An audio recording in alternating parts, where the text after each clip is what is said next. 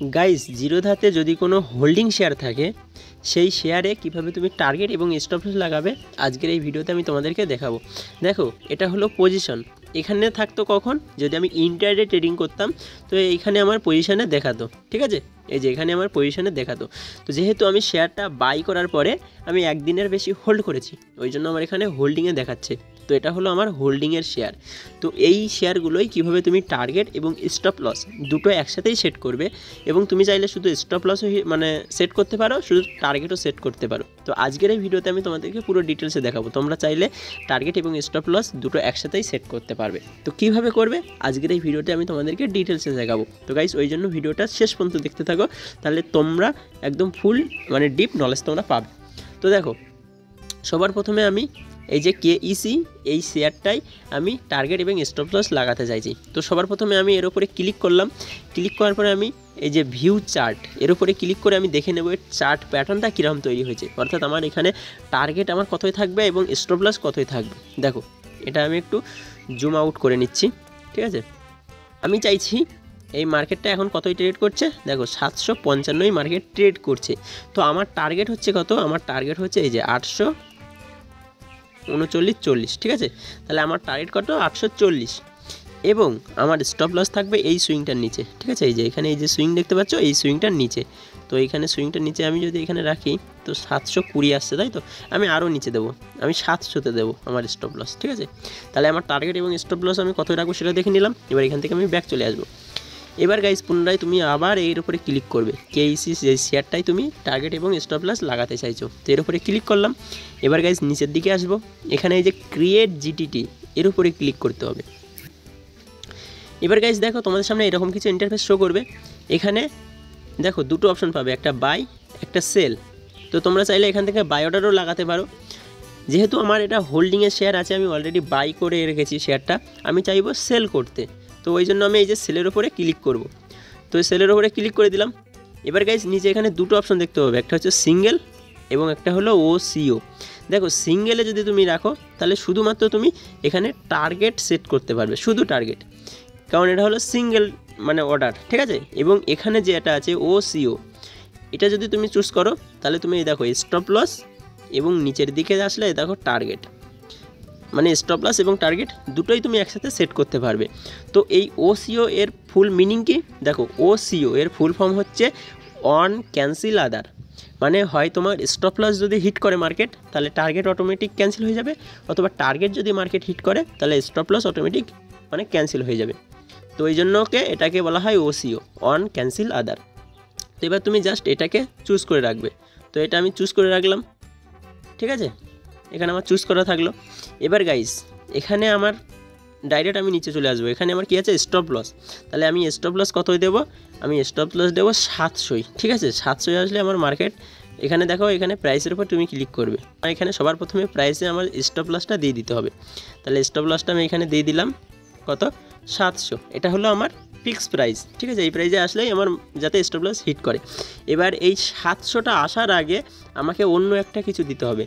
700 আসার আগে কত আসবে, মার্কেট দেখো আমার যেহেতু বাই করা আছে মার্কেট নিচের দিকে আসছে, ঠিক আছে, তাহলে আমার স্টপ লস হিট হবে।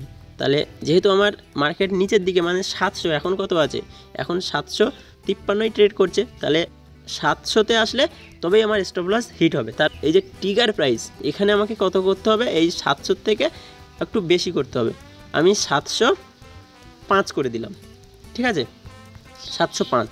তাহলে ট্রিগার প্রাইসটা কি আগে সেটা তোমাদেরকে ক্লিয়ার করে দিই। দেখো আমার স্টপ লস হচ্ছে 700 এবং এখানে ট্রিগার প্রাইস কত দিলাম 705।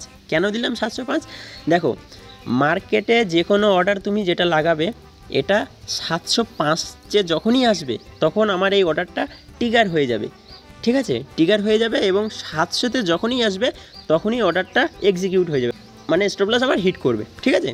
তো এই ট্রিগার প্রাইসটা কেন দেওয়া হয়, দেখো এই অর্ডারটা যতক্ষণ পর্যন্ত এই 705-এ না আসছে ততক্ষণ পর্যন্ত কিন্তু অর্ডারটা এই ব্রোকারের কাছেই থাকবে, এবং এই 705-এ যখনই আসবে মার্কেট, যখনই 705-এ আসবে তখন এই যে অর্ডারটা আমি লাগাচ্ছি এই অর্ডারটা আমার কি হয়ে যাবে, ট্রিগার্ড হয়ে যাবে। যেই ট্রিগার হবে এই ব্রোকার কি করবে, মানে জিরোধা কি করবে, যে এক্সচেঞ্জ আছে তার কাছে পাঠিয়ে দেবে, সঙ্গে সঙ্গে যেই 705-এ মার্কেট এলো, ব্রোকার কী করলো, এক্সচেঞ্জের কাছে পাঠিয়ে দিল, এবং যখনই মার্কেট এই 700-তে আসবে তখনই আমার স্টপ লস হিট করবে। ঠিক আছে, তো যতক্ষণ পর্যন্ত মার্কেট 705-এ না আসবে ততক্ষণ পর্যন্ত কিন্তু এই অর্ডারটা ট্রিগার হবে না। ঠিক আছে, তাহলে এই জিনিসটা তোমরা বুঝতে পারলে। আমার স্টপ লস 700, আমি ওর থেকে 2-3 পয়েন্ট উপরে আমার ট্রিগার প্রাইস দিয়েছি, যাতে 705-এ আসলেই যেন এই ব্রোকার আমার এই অর্ডারটা এক্সচেঞ্জের কাছে পাঠিয়ে দেয়। ঠিক আছে, তো এটা হলো আমার ট্রিগার প্রাইস। তাহলে স্টপ লস এখানে সেট করলাম। এবার নিচের দিকে আসবো, এবার হলো টার্গেট। তো দেখো আমার টার্গেট কত বলেছি, 840। ঠিক আছে, তো আমি এখানে আমার যেটা প্রাইস, যেখানে আমি যেটা আমার মেন প্রাইস সেটা আমি আগে এখানে সিলেক্ট করে দিলাম। ঠিক আছে, তো এখানে আমি লিখে দিলাম আমার 840, আমি আমার টার্গেট লিখে দিলাম। এবার এই অর্ডারটা আমার কখন ট্রিগার্ড হবে, এখানে উপরের দিকে লেখা আছে ট্রিগার্ড। তাহলে 840 আসার আগে কত আসবে, 839।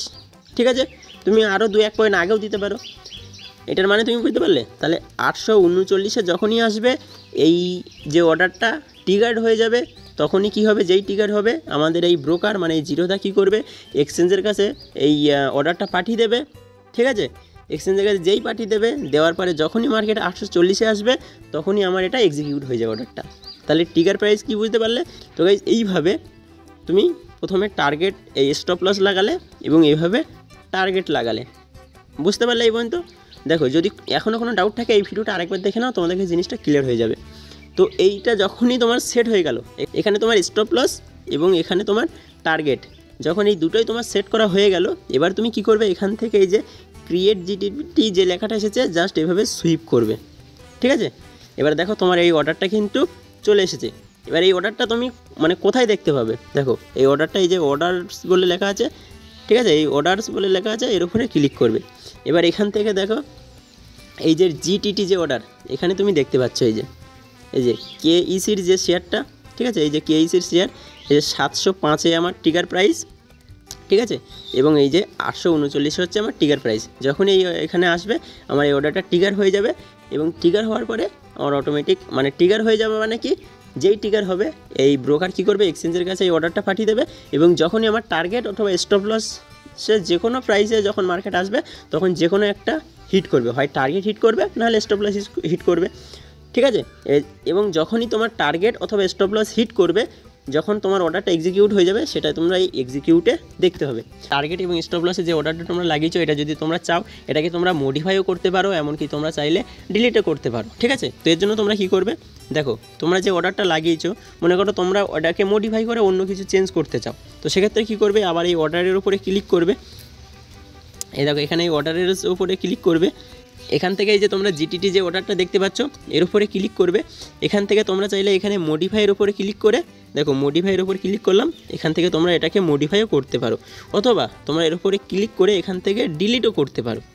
ঠিক আছে, তো তোমরা এই অর্ডারটা যখন খুশি ডিলিটও করতে পারো এবং মডিফাইও করতে পারো। তো আই হোপ তোমাদের জিনিসটা ক্লিয়ার হয়ে গেছে এবং তোমরা ক্লিয়ার বুঝতে পেরেছো কীভাবে তোমরা স্টপ লস এবং টার্গেট একসাথে সেট করবে। তো এরপরেও যদি তোমাদের কোনো কোয়েশ্চেন থাকে তাহলে অবশ্যই কমেন্টে জানিও।